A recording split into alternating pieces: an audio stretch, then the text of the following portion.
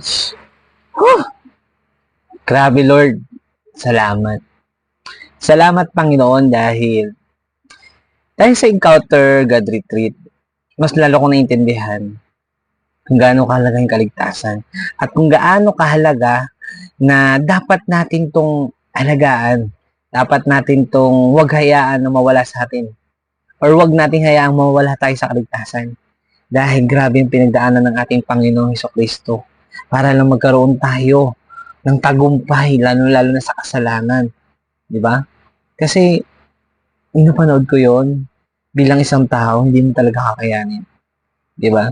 Talagang yung latay, yung paghampas, at yung mga tinik sa ulo, pinilit ipasok, pinilit isuot. Grabe, ang hirap. Pinapanood ko pa lang yung talagang kinikilabutan na ako.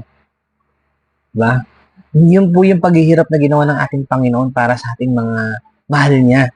Kahit na buhay niya, kahit na mamatay siya sa paghihirap, tiniis niya.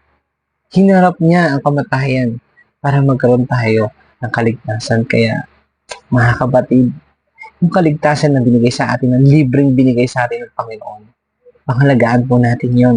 At palagi nating hayaan na maging tapat tayo